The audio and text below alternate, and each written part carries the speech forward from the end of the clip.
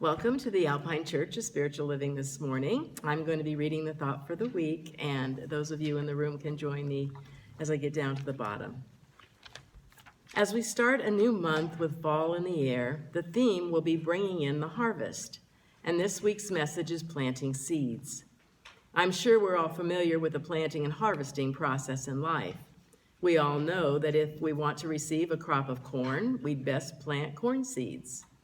What we are planting and harvesting in our lives mirrors this same process, just not as obvious to most of us.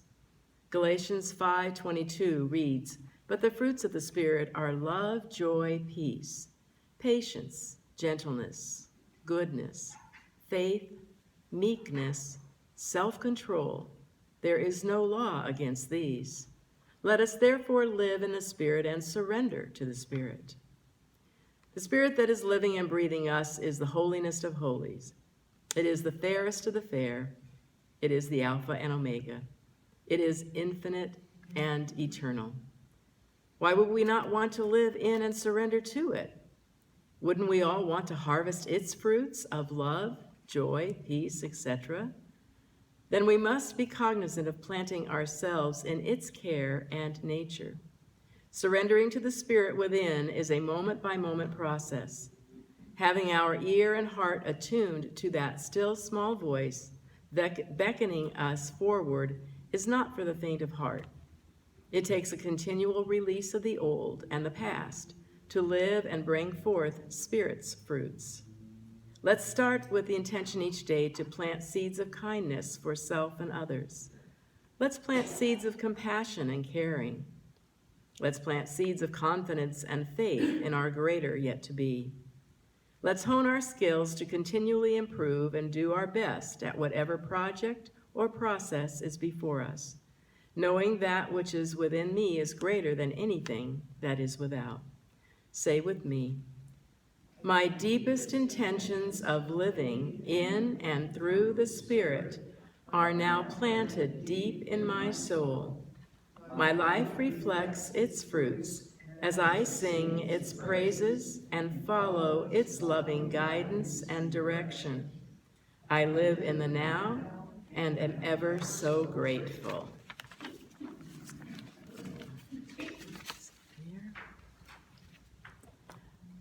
Boy, I don't know about you, but it just dawned on me so much this morning that it seems like we have turned a corner in the seasons, that I feel that our fall is truly in the air. And it has nothing to do with the fact that, yes, Oktoberfest is happening down the hill.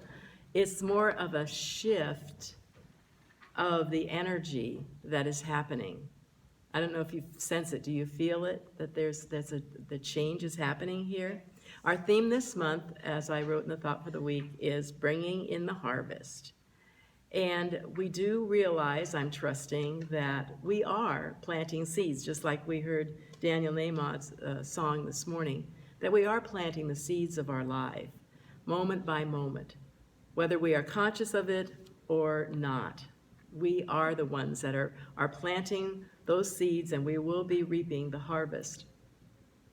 As many of you know, I was not here last week. I had left to go to the Anton Conference, affiliated New Thought Network, and I have to come back and just share, some of the wonderful things that happened there, because there's so much going on. It's amazing.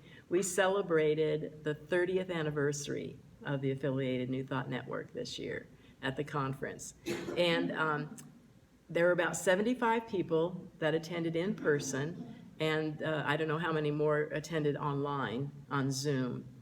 I think if you go to our website, antn.org, you'll be able to pull up some of the recordings that were done of the sessions and of the keynote speakers. So pull that up and you can get a firsthand experience of it for yourself. It's been held I think this was the fourth or fifth year, that we've been at Unity Village in Lee Summit, Missouri, just outside Kansas City. And it is the headquarters for Unity worldwide. And it's just a beautiful, beautiful campus. It's thousands, hundreds of acres, I'm thinking. I think it's like 500 acres. and beautiful facilities. So the retreat itself, if you sign up, I think that through the balance of today, they're giving you the lowest possible price on next year's retreat. So I'm giving you that heads up if you want to just go on, check it out, to register yourself for next year's 2023 conference. It will be at Unity Village again. We're going to be there for next 3 years. And it's going to be October 2nd through the 6th next year. For the cost of your conference, it includes all of the sessions, and it includes all your meals, 3 meals a day, and they're just amazingly good. We have one of the gal on the conference committee is a professor, I forget at which university it is, but she's a nutritionalist. And so she has provided input to Unity Village of what the type of food we want. So there's vegan, there's gluten-free, everything's available, and it's really yummy and really good. So, and if you want to register early so that you can get a room at Unity Village itself, because we booked the whole thing, but it can be sold out, and then they have rooms at the Holiday Inn, I think, down the road. But we were the first group that was able to walk the brand new labyrinth that they put down. And that labyrinth, if you can combine this room and the kitchen, this whole inside of this building, that's about the size of that labyrinth. And every stone was hand placed in this pathway of the labyrinth. And we walked it at night with candles, not real candles, but little flickering candles lighting. It was just amazingly beautiful. As part of the opening ceremony, I was on the planning committee. Well, and actually, because I'm the treasurer, I know other things going on as well. So we had decided that we wanted to give them some gifts, 30th anniversary, we want to make it special. And so one of the gals had purchased bling lanyards. Lanyard is the thing you wear around your neck that holds your name tag. And so she had bought these real sparkly ones, kind of like my sparkles on my shawl today. And so Martha Creek, who was the co-chair of the event, she said, let's have some of us wear these bling things first off. So the committee and the board and the people who came to the very first session, the welcoming session, like we call them the newbies, people who hadn't been there before, we were welcoming them on Monday afternoon at 4 o'clock. And we gave them their lanyards. So when we went to dinner at 5 o'clock, few of us were wearing our lanyards, and this one gal goes, oh, I want one of those. She goes, oh, but I guess just the special people get them. And of course, I knew at the opening ceremony that night that everybody was going to get them. And so I just said, well, patience is a virtue. And so it's just amazing the amount of energy that's there, and everyone is just so happy and joyous. We have next year's theme has already been announced. The logo is already produced. It's called Emergence.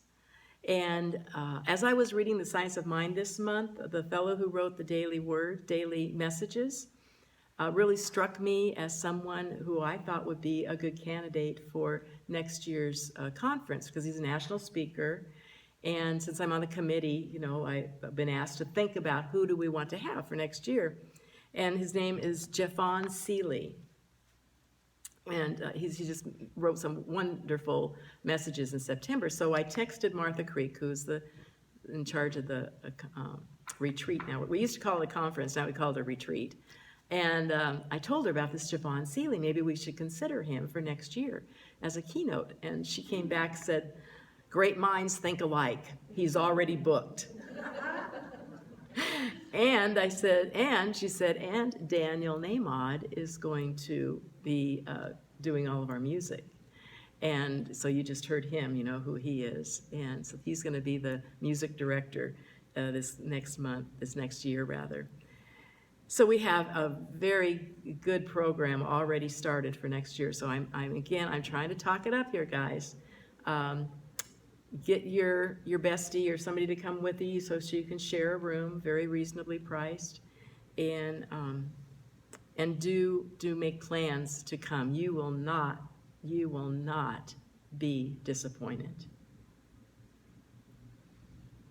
I think every year I say this has been the best one yet. And for me, the speakers are wonderful, the food is wonderful, the grounds are wonderful, but yet what I get most out of it is the connection. Are the people that have been there year after year, but also the newbies, the new people, the new energy that comes forth there, and the new friendships that you make, to me, is the highest value.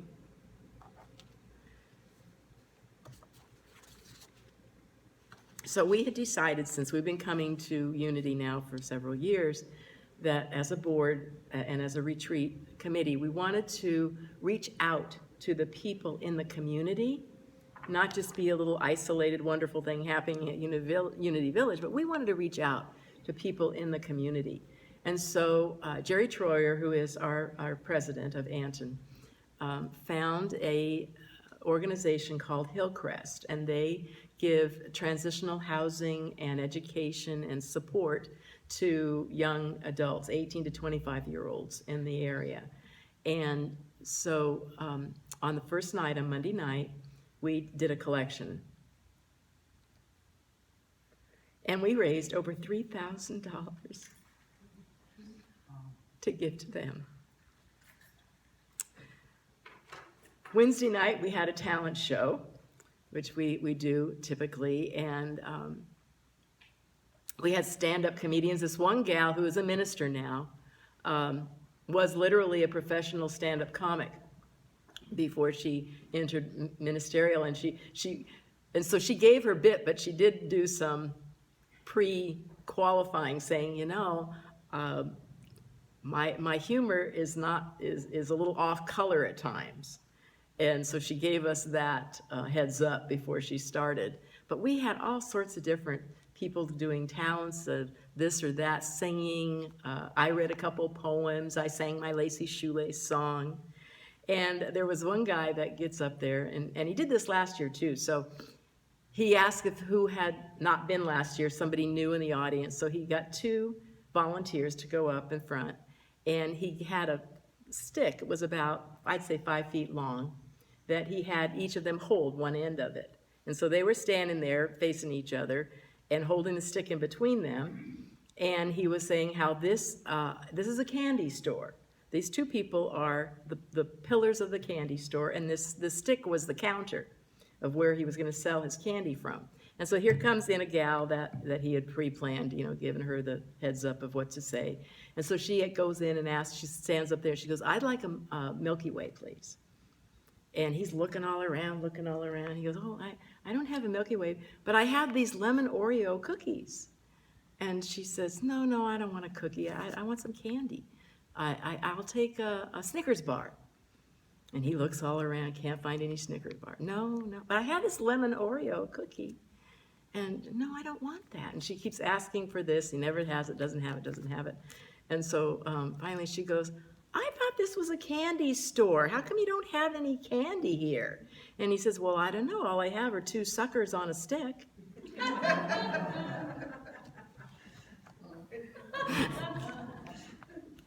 So, you know, it's just a really fun energy type of experience. And so at the auction, we have a banquet where we had a big cake and we had champagne, and then we had salmon for the dinner for the banquet, and then we have an auction afterward. And wouldn't you know it, I was the winner of the box of lemon Oreo cookies, and it only cost me $55. And I will say that this wispy little frock that I have on this morning was another one of my winnings from the live auction. And we had several things like this, kind of wispy things that, you know, you can put over a top or something. And we had 2 gals vying for one of them, back and forth. And finally, one of them won this beautiful frock for $350. She immediately walked over and placed it on the shoulders of another attendee and gave it to her. That's the kind of energy that you find. That's the kind of people that we have there. So it was really, really a fun thing, and I highly recommend that you make plans to go next year. I don't want to miss out on the opportunity to talk about our topic this morning, called Planting Seeds, having the harvest, harvesting what we're planting. Very important that we recognize that we realize that, and consciously plant those seeds of giving, of being grateful, of knowing that this life does support us in every avenue, whether we are conscious of it or not. A couple of the people that spoke were amazing. We had Dr. James Mellon. He has a church out in the desert, Palm Springs area, and then he has one in LA area. And he has a lot. Part of the event on Thursday, you see, is the graduation, the Emerson Institute graduation. These are people who have been attending classes, usually online or in person, and are getting their masters, their doctorates, their all sorts of different degrees. And I think he had 15 graduates there or something from his church, representing what he's been teaching. And so what Dr. James Mellon talked about was the quantum field is consciousness. And we've been talking in New Thought year after year about the fact that consciousness is all, that that's really what everything is made up of. He said consciousness moves energy, because we know that energy is everything, and consciousness moves that energy. So he said, be a quantum activist. Really know you are one with everything and everyone, and everything changes. To be open to that, to recognize that. My life is unfolding perfectly. Grab that as a mantra. My life is unfolding perfectly. Ernest Holmes said, the absolute is the relative at the level of the relative. We are divine. I am God in expression. We had he said, I want you to say that, I am God. And some people, the hair bristles up on the back of their necks because, I can't say that. So he put us in little groups, and then we got to talk about, how do you feel when you say that I am God. Rumi said, we are the ocean, not just the drop. We are the ocean. We had another very powerful speaker that came from Nigeria. He looked like he was about 35 years old or so, Bayo Akamafali. He said, the sacred always comes with a crack. Until you have a crack, you're not complete. Cracks are invitations for something more. The crack that he spoke of was in his life was that he has 2 children, he and his wife, and a 5-year-old boy and I think a 3-year-old little girl. Well, the 5-year-old boy is autistic. And he talks about how that has changed his life, that the anticipation of having a child, having a baby, and then recognizing that it has this autistic type of awareness and actions. He talked at one point that they were in a big mall, I think it was India, and it was like huge mall. And the 5-year-old starts to just lose it, goes into one of his things, and his wife was with the little girl somewhere a little bit apart from them. And so he was with the boy, and he's trying to, say, hey, straighten up, you can't do that here, da-da-da-da-da. And the little boy ends up lying on the floor, just, losing it. And the wife comes over, and he said, you really should have had her come speak because she's so much better than I am. But she came over, looked him straight in the eye, and she said, "Walk away." And she got down on the floor with him. And in some time passed, she was able to settle him down. And he showed us slides on the video board of, I forget who the artist's name was, but they were just like pen drawings, like ink drawings, and they were lines, all these different lines all over the place. And it was the pattern, because what it was that autistic children and people were in a room, and they just would walk back and forth, and they were walking in this pattern, and this was what this artistry was the patterns of these people walking. And he said they were following the sound of the water under the earth. So much more aware their senses are than what so many of us are. What a lesson in the fact that in his life that he's considering his son a crack for him, meaning that, it isn't something that he would have asked for, wanted, anticipated, a child, with that type of mannerisms and behavior, but that crack is leading him to a greater yet to be than what he could have ever imagined for himself. He said, "Gratitude in the midst of grief becomes grace." Because in a way, he was grieving that, he doesn't have a, quote, normal child. But gratitude in the midst of grief becomes grace. And I so thought of that. It so reminded me of a year ago, a little over a year ago now, when I was standing in the ER room with Burke's passing, looking at him and just saying, "Thank you, thank you, thank you for being in my life." Gratitude. Gratitude for whatever life brings us becomes grace. So after he spoke, Bio spoke about this crack and everything, he was actually kind of apologetic through quite a bit of it because he was jet lagged. He had not only been in India, he had gone to England and then to the United States. So he was a major jet lag. And he's, "I don't even know if I'm making sense." But he was. But it was kind of deep stuff, but we still made sense. Well, afterward, the musician that we had was Amy Steinberg this time. And she's majorly talented. She says, she gets up and she goes, "Well, I was making all sorts of notes, and I'm not really quite sure if I understood everything that you said or not, but all of a sudden this song is coming through."